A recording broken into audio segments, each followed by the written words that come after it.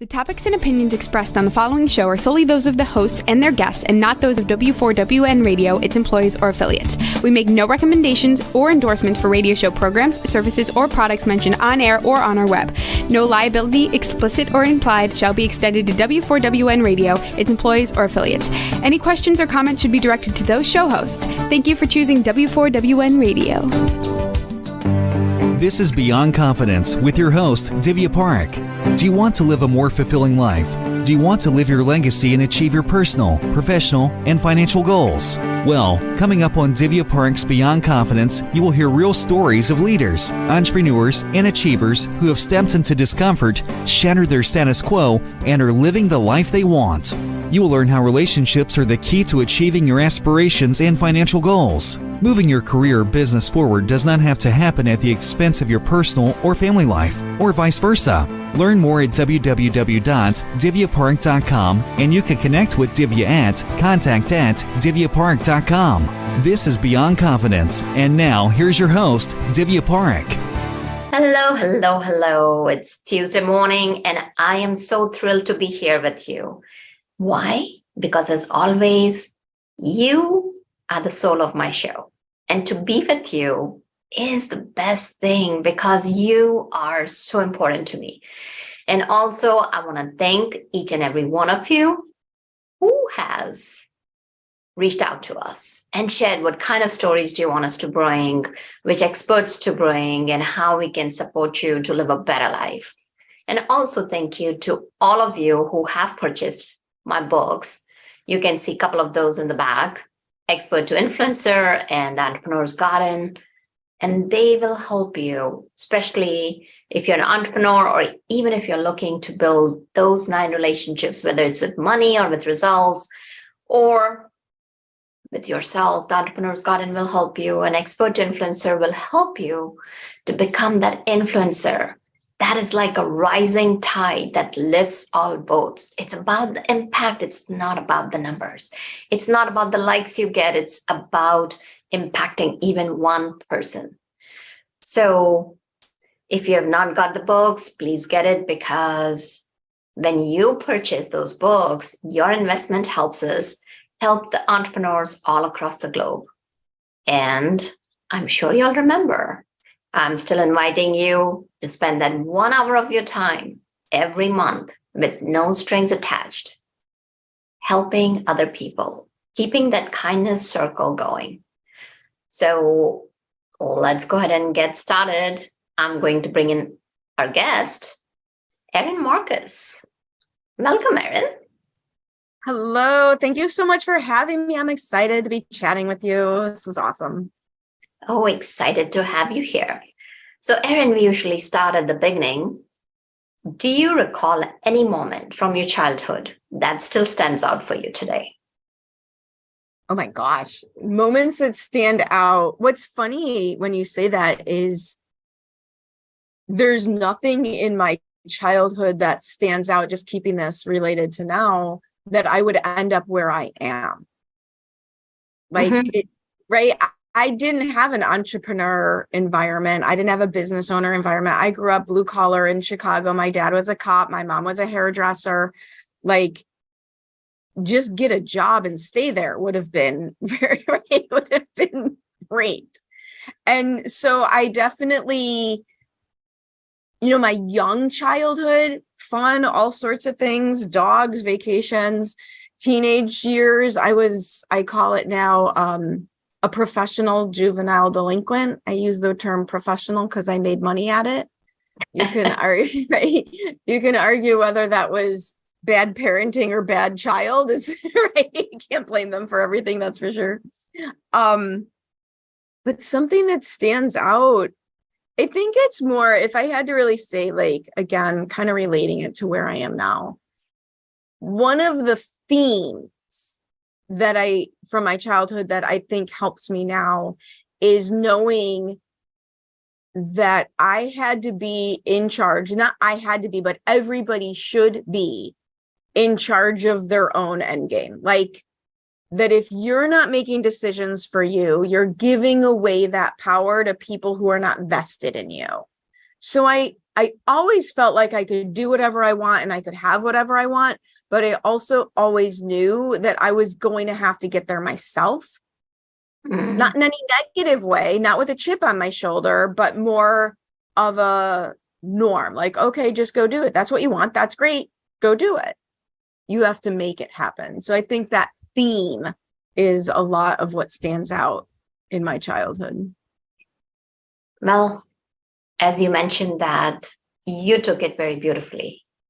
You did not take it somewhere like, oh, that's a chip on my shoulder and I'm going to use it as a crutch. Rather than that, how can I keep my power? Yeah. It was never, I think that's because it was modeled to me as an opportunity. It wasn't modeled as a bad thing.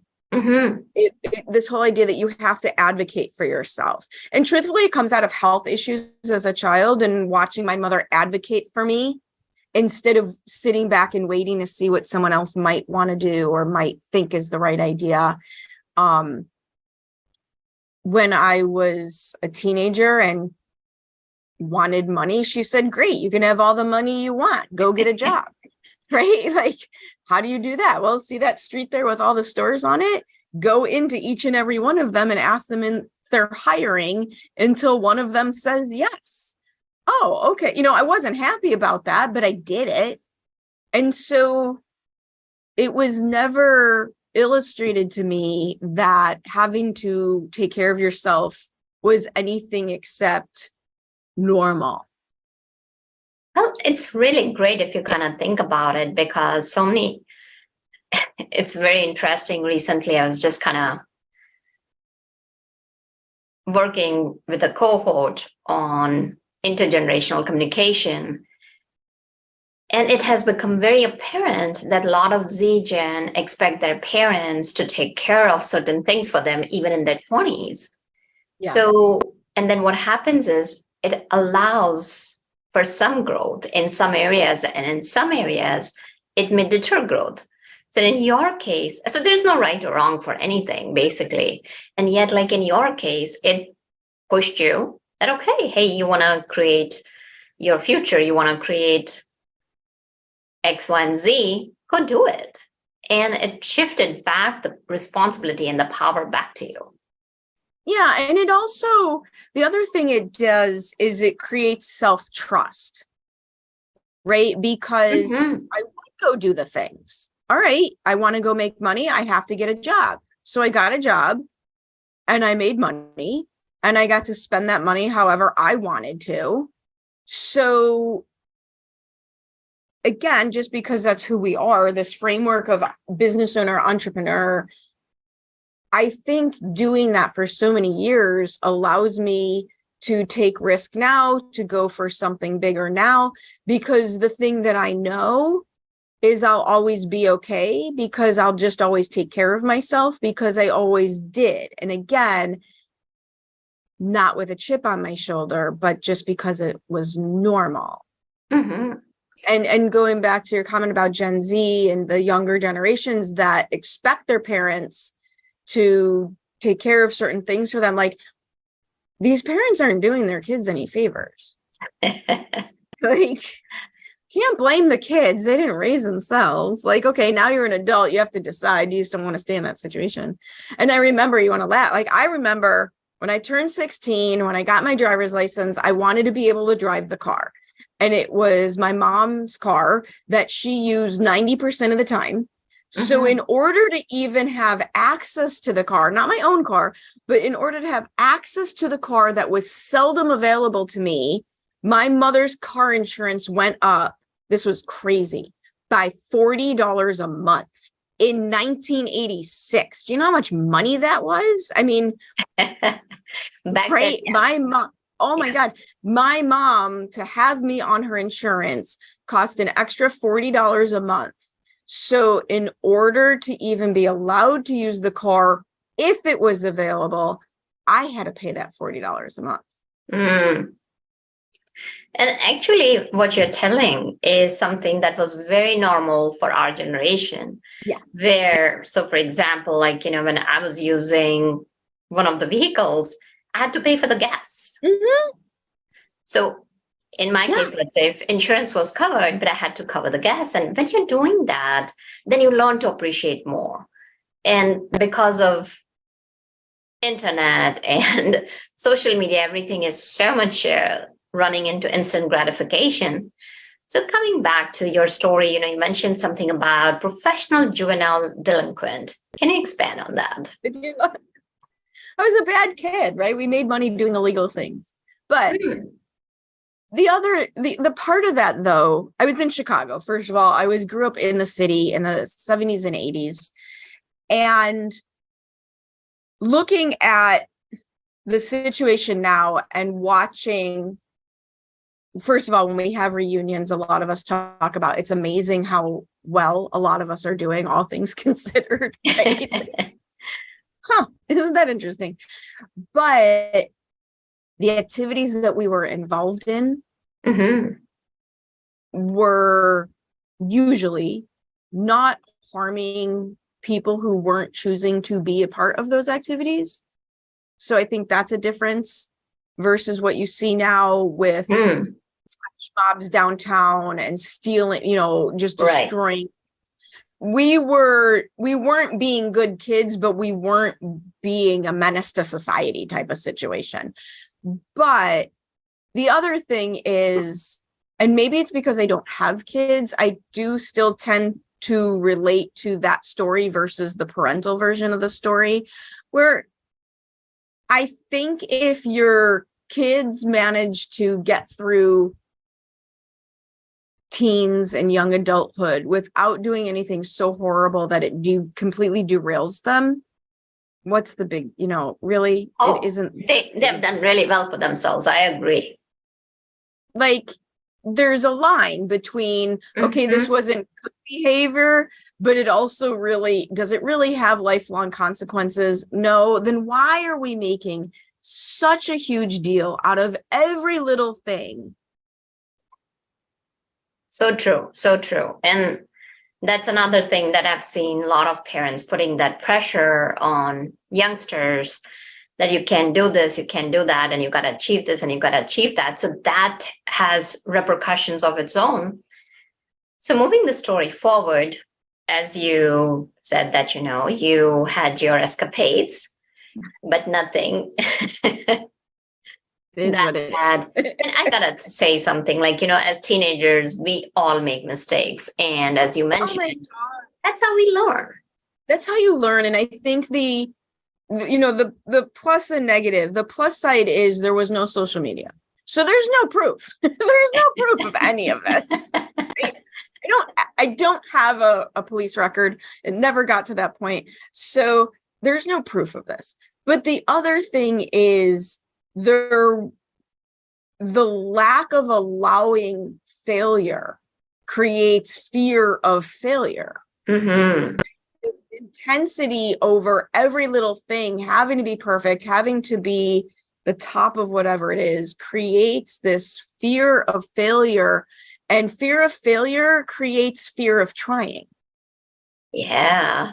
And that takes us to the risk. Like, so many youngsters are afraid to take risks because, as you mentioned, it's about onus on being perfect. And especially social media has created this fake facade that, because mostly people will take the selfies where they're looking good, where they're having dinner at a really good restaurant, when they're out on vacationing, or, when it's something really good happening. So it appears that everybody is doing so well. And that's not the reality, because most people have something going wrong for them each and every single day. So coming back to that. Yeah. Where did your life take you beyond your teenage years? So I went to college right after high school, which not because of my grades, because back then it was easier to get in college, just because I literally tested into it. And then it got more interesting, right? Like, school got more interesting. I was surrounded by people who were excited about doing things within their classes as opposed to externally. And it was really what I ended up doing for most of my career was just having a really good work ethic. Right. I never was one of those people who, like, I think it's an absolute miracle that someone at 9 years old, I want to do this. And then they set out to do it and then they actually do it. Like, I never knew, what did I really want to do? So what I did do, though, was I had a very good work ethic and I would do a good job. And every time I would do a good job, it would open the next door, lead to the next promotion. And the other thing that I did at the same time, now there's labels for it. It didn't need a label back in the 90s to tell me to quit every job I hated. But if I wasn't happy, I left. If I wasn't happy, if I didn't feel that there was an opportunity, I found my next job. And my success at job A either led to a promotion or it led to a better job at the next company. And I did that for several years. Mm-hmm. And what was the area that you were working in? Where did that start? It's so weird. Like, when you look at back, my life is very segmented. So I started out, just because you got to get a job out of school, I actually started out in property management, large apartment complexes. And I started out there because I did it as a child. My mom was a beautician when I was little, but then she became a leasing agent in downtown Chicago. And as a kid, I would go to work with her on the weekends and help, because that's what we did, right? Like, you go to work with your parents and you help, you do their job, you do the job. So I had jobs as a child, which is hysterical. 10 years old, here, go show this vacant apartment on the 30th floor to this 40-year-old man. What could possibly go wrong? Like, you wouldn't do that now. I understand that, but I helped. And so when I needed to get a job when I graduated college, I'm like, well, I already know how to do that. I've been doing it since I was 10.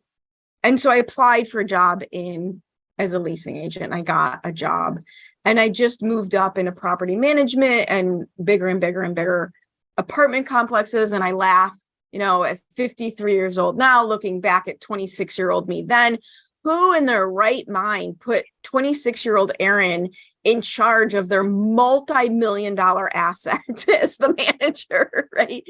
But that's what happened. It eventually led to commercial real estate. And that eventually led to where I really had a big career, was in financial services. But the theme was always marketing and sales. Do a good job, step up, learn more, help more, be interested, take action. Right. So what I'm hearing is that your life traversed through a lot of corporate venues. And how did that transition occur? What was that turning point that made you go from being in corporate to becoming an entrepreneur? So my ultimate career was, I was there for 12 years. My fancy title before I left was Senior Vice President of Business Development. And that was at the largest long-term care insurance only wholesaler in the country. So I was putting together these regional and national deals with manufacturers of insurance, MetLife, Genworth, John Hancock, and then the people who sold it, the banks and the broker dealers. And I had amazing people that I worked with. I had absolutely amazing people that I worked with who exposed me to things way above my pay grade. That I got an MBA while I was in that company, right? So huge exposure to big business, right? Corporate level business, multiple $1-million deals, things like that.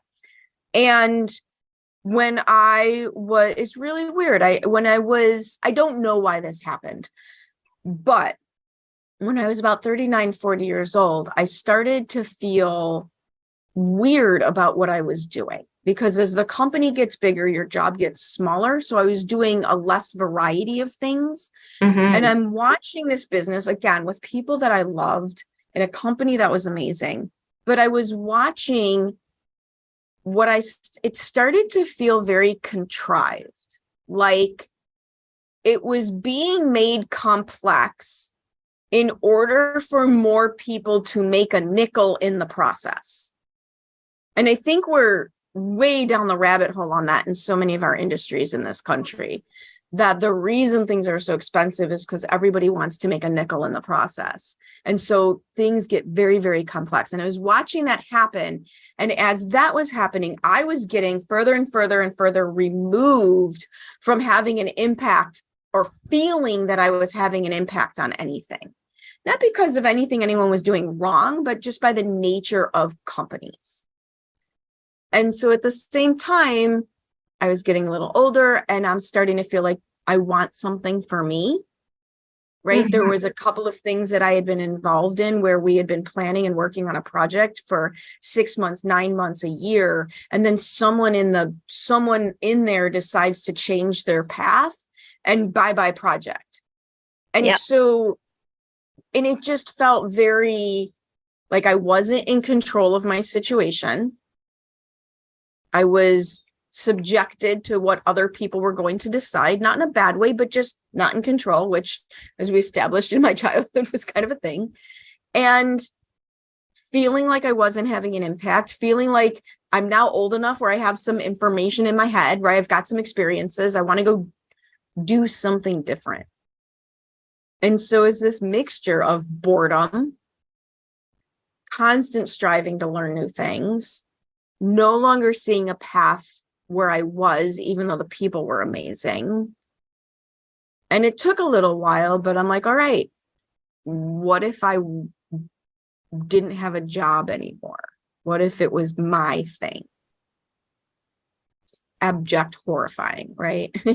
Like, well, it's hard to break those golden handcuffs. yes. Oh, yeah. And I had the expense account and the big income, the whole 9 yards. Absolutely. Absolutely. Yeah. So when you started thinking about it, what fears did you face and how did you transition out? So I couldn't figure out what I wanted to do. That was one of the first things. I didn't know what I wanted to do. And it actually took me probably 2 years while I still had that job, where between the time the ideas started floating in the back of my mind and actually doing something, because I couldn't. And at the time, the two things that I was way, way, way into was dogs, because I volunteered every week at a dog rescue. I grew up with dogs. I was training dogs, lots of things around dogs. And then the other thing in my life was working out, physical fitness, personal training. I had done bodybuilding and powerlifting. Mm-hmm. So those were the two things in my world. And I'm like, okay, well, what if I did a business in either one of those? Because those were the two things I knew a ton about and I absolutely loved. And so I did look in those arenas, like, well, what if I was a personal trainer? Well, what if I bought a gym? Well, what if I had a doggy daycare? And what if I had dog kennels and grooming? And I had some visions of what that would look like. But one of the things I knew was I didn't want to be tied to a physical building from sun up to sundown. Like, I knew I needed more variety than that in my environment. And I'm happy I never took action on only those two things, because to me, that was still going to be it was going to be a very small world. It was going to be my own world. But I somehow in the back of my mind felt it was still going to be a very small world. Mm-hmm. And which makes sense, because here you were tied to a 9-to-5 job in your previous company anyway, and you didn't want to go from same to same. So how did you come to doing the online entrepreneurship that you're doing right now? Well, there was a step in between. So I was in Potomac, Maryland, beautiful, beautiful place. If you haven't been, I was in Potomac, Maryland, traveling with my mother and my stepdad to go to my cousin's wedding. And I was on all sorts of medication because I had been very, very, very sick before this. And so I was still recovering. Very small wedding. There was only like 35, just small family wedding. But I'm traveling with my mother and her husband, great people, but still you get the point, right? Not easy. And I don't feel good. And I'm way too many people, even though there's only 35 of us, right? Because there's all these activities. Right. And I had left dinner. I also had a little bit too much to drink at dinner because I was traveling with my mother and her husband. Right? And a little bit too much. So I left dinner early and I had walked back to my hotel room. And here I am. And my aunt, one of my aunts, was also not at the wedding because her husband was sick. My uncle was very sick and they couldn't travel. And so now I'm on the phone with them. And she was forever looking at businesses. And she says to me the name of this business. And just because I'm laying in bed, I'm on the phone, I've got my laptop, I looked it up. And I'm like, now this was something I could see me doing. Mm-hmm. And she wanted me to move to Vegas and do it with her. I didn't do that, but I did buy that franchise. That was the one that instinctively dropped in because it was a new franchise. I would be out in the world. It was senior relocation and estate liquidation. So it was the same market as the long-term care insurance, right? I felt I had this story in my head that I would already know how to do this because of a very narrow attachment that I evidently created. But it was building a business. And it wasn't tied 9 to 5. It was much more flexible. It wasn't a physical location. I wouldn't have to take out a loan, right? Like there was some things in there that I'm like, okay. And so that's what I ended up doing when I left corporate was I purchased that franchise. And how did bring you to doing branding and helping entrepreneurs? Business strategy. So what happened was because of my business background in corporate, because of my MBA, I got my office, my franchise to the top 10 out of 200 offices in 18 months. And Very so the powerful. franchise, Congratulations. Thank you.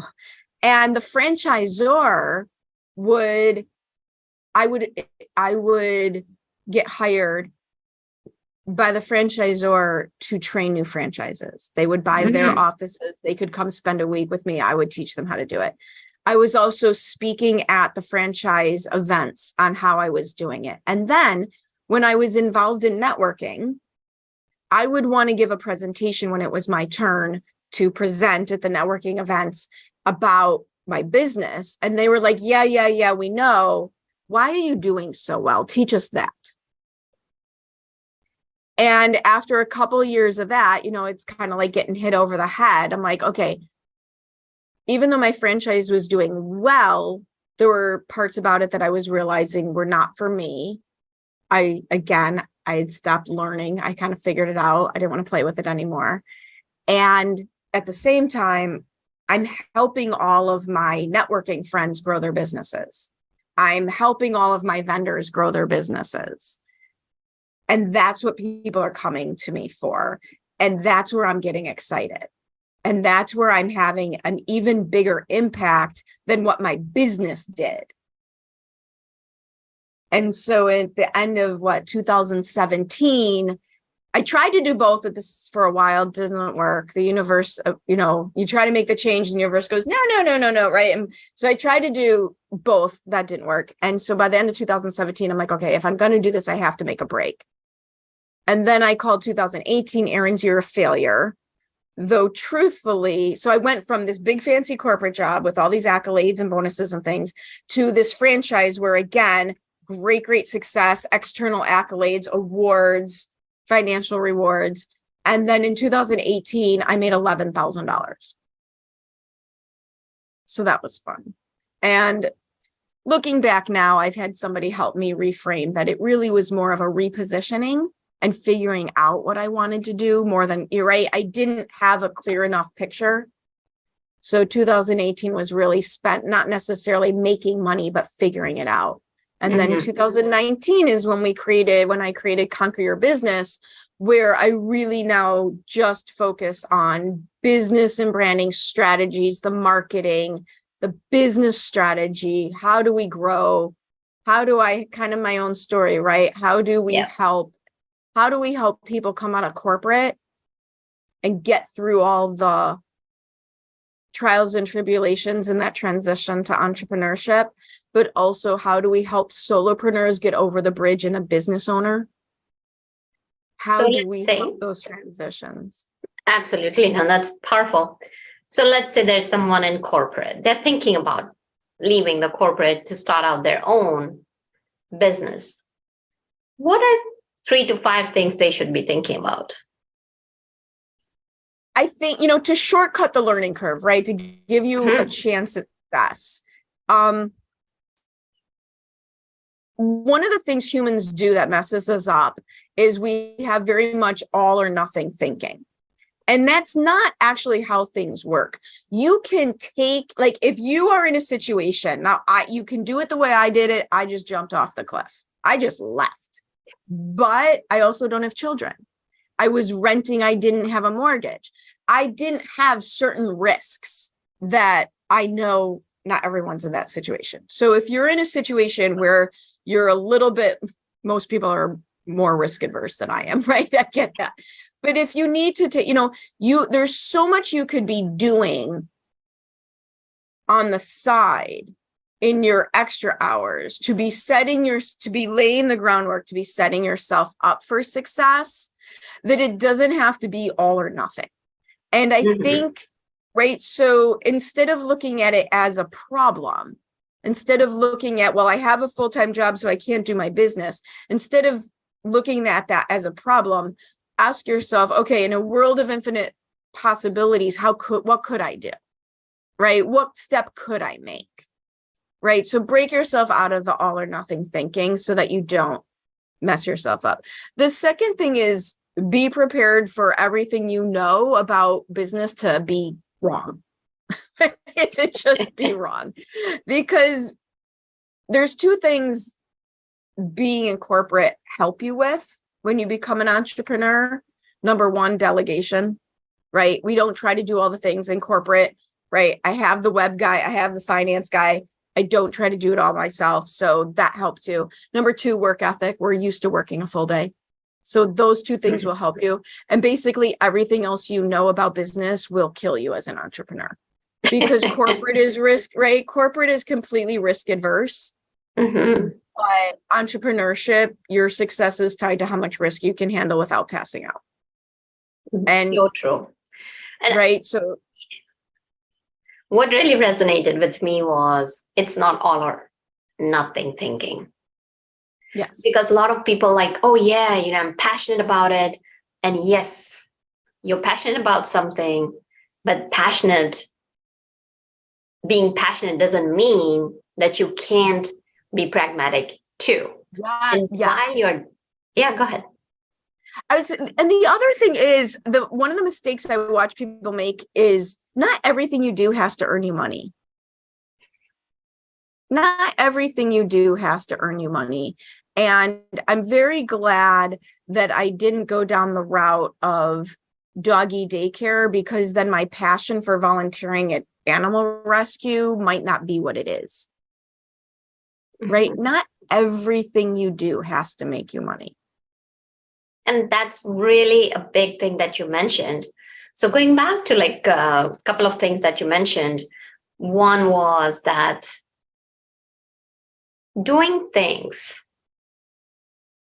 is important, but it's also important to know that you don't have to do everything, because you're not good at everything. So the key thing is, what I'm hearing is that do what you're good at and farm it out to other people that they're good at. Because, when you play at things that you're playing at, it's play and it keeps your passion going. Otherwise, passion dries off. And also, as you mentioned, it does not have to be money for everything. You can do some of the things as impact creation, especially the example that you shared about volunteering with dogs, or it could be Meals on Wheels. Anything that you have, you can still do it. There's nothing there to stop you. So these are like really good points. So let's say, okay, people have thought through, people have some clarity, they're putting in that additional work, and now they've started building their business. What would be the next steps? There becomes a time where you have to get, if you really want to build a business, it's the clarity around knowing what type of business you want. And there's no wrong answers. I'm a big fan of, if you just want a side hustle, more power to you, but choose it. Don't settle for it. Too many people settle for the size business they have because they can't figure out how to get what they want. So they settle for what is handed to them. So whatever it is that you want is perfectly fine as long as you're choosing it. So at some point, if you want a big business, you have to learn how to get out of launch mode and into leveraged mode, right? The way that I describe businesses, there's like 3 stages: launching, leveraging, and leading. And how do you transition from one to the other? And it doesn't have to be all at once. It doesn't have to be all at once, but you have to realize that if your business is all in your head, not that you're imagining it, but everything that happens is internally, the business is so dependent on you, you end up pigeonholing yourself. That's when you burn out. That's when you don't get downtime. That's when you've capped your income. And learning how to, especially women, that your business is not about you. Your business is not about you. Your business is about the client. And the more you can realize that your business is not about you, you'll be better at it. You'll be willing to risk more because it won't be so tied to all of those things we talked about, that the stories from childhood, the fear of failure. The closer that's tied to you, the harder time you're going to have. So true. And it's about serving your clients to succeed. So that's a really, really important point, because when you keep the focus on you, then it's very hard to continue objectively and prevent the burnout. So the key is working on business, not working in business. You mentioned 3 things: launch, leverage, and lead. Could you shed some light on each 3 of the steps? Sure. And you can be at different steps under different categories within your business. So I consider launching mode anything that's not yet been systemized. So you're still figuring that piece out,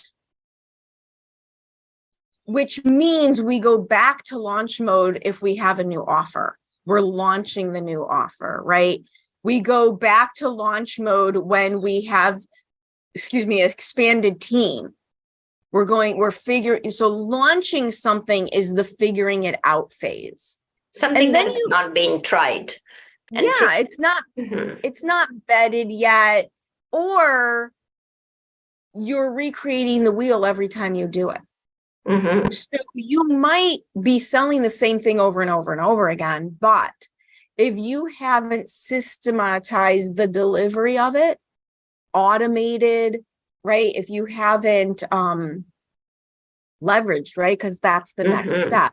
If you haven't gotten to the point where if you're at the point where you're trading dollars for hours, you're still at the launched stage.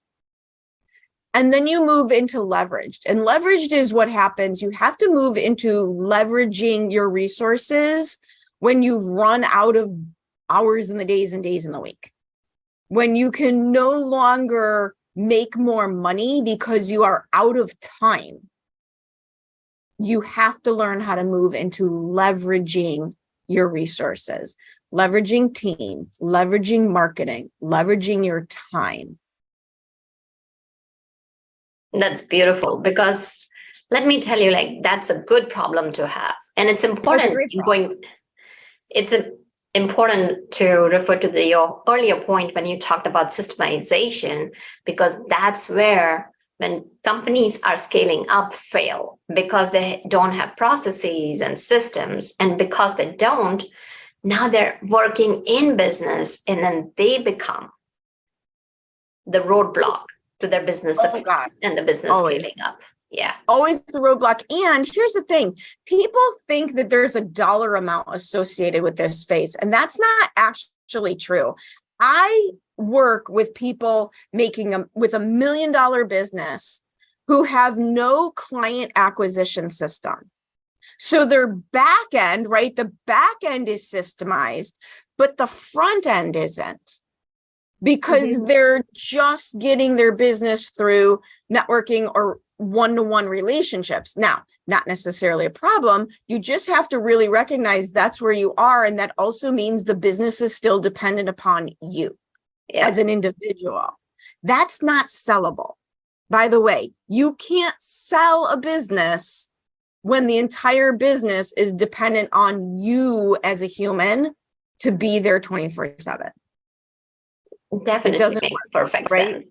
So you can have, there's large CPA firms, architectures, lawyers who are $1, $2, $3 million businesses that don't actually have the front end of their business systematized.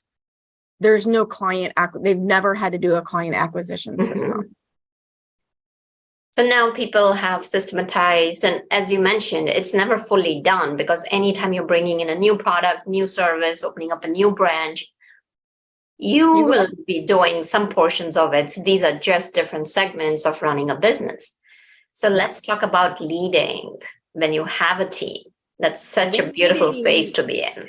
Isn't it great? Yeah. Leading is when you get to really step into CEO role of thinker, not doer. And leading is when you set the outcomes and the team creates the processes and does the work to meet those outcomes. Right? Oh. It really, and again, different phases. You could be leading at some parts of your business, but still launching at other parts. But leading requires full on letting go. Full on letting go. And leading requires that team processes, the whole 9 yards. Absolutely. And leading is so beautiful because you have empowered other members of your team to step in and grow to be you, come into their own and start leading. And now when they lead, of course, there's succession planning and all that. That's a topic for another day. And I also just real quick, I think one of the reasons people get stuck is they see leading as a challenge and a hard thing to do instead of an opportunity and an empowering. Like going back to full circle, where I was always told I could have whatever I wanted. I just needed to go do it myself, and seeing that as an empowerment and not a chip on my shoulder. Same thing with leading. Instead of looking at the team and thinking, oh my God, I got to hire someone. Oh my God, I got to train somebody. Oh my God, I got to manage somebody. What if instead you saw it as empowering people to have their dream job within your company? Right? All of a sudden, leading is not so bad.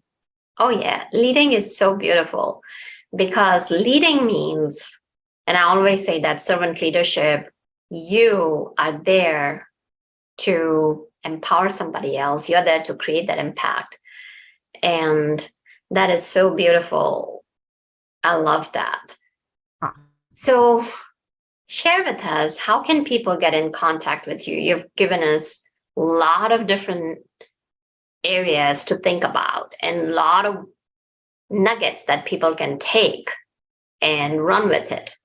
So how can people get in touch with you? How can they connect with you if they're thinking about starting their business or scaling their business or creating that story, as you mentioned, for themselves? How can they go about it? We make it real easy. It's real easy. conqueryourbusiness.com. We put everything you need in one place. You can find my podcast there. You can find all our social links there. You can find contact form there. Everything is all in one place at conqueryourbusiness.com. Well, that's fantastic, Erin. And if you were to leave our listeners with 1 or 2 tips that they can take them right now and implement them, what might that be? Reverse engineering. Every single thing is reverse engineered. You got to start with what you want. What do you want? You have no idea what you need to do until you know what it is you're trying to accomplish. So it sounds easy. I totally get it's not necessarily an easy question to answer, but what do I want? What do I want to happen? What do I want to have happen? What am I trying to create? And then reverse engineer. Okay, what has to happen to get there? Who do I need to be to get it there? And what do I need to believe in order for it to happen? And there's your plan. There's your roadmap. That's beautiful. Well, thank you so much for joining us and sharing your wisdom with us and your story and being vulnerable.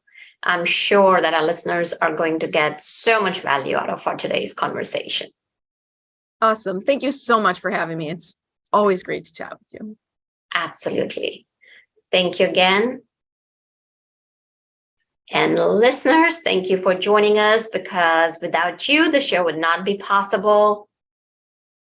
And do reach out to us and let us know what you're thinking about our podcast, different episodes, and who can we bring, what we can bring, so that you know how to live the life that you deserve.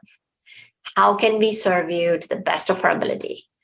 So thank you for joining us, and thank you, Juan, for making the show technically possible. And until next time, be well and take care. Thank you for being part of Beyond Confidence with your host, Divya Parekh. We hope you have learned more about how to start living the life you want. Each week on Beyond Confidence, you hear stories of real people who have experienced growth by overcoming their fears and building meaningful relationships. During Beyond Confidence, Divya Parekh shares what happened to her when she stepped out of her comfort zone to work directly with people across the globe. She not only coaches people how to form heart connections, but also transform relationships to mutually beneficial partnerships as they strive to live the life they want. If you are ready to live the life you want and leverage your strengths, learn more at www.divyaparekh.com. And you can connect with Divya at contact@divyaparekh.com. We look forward to you joining us next week.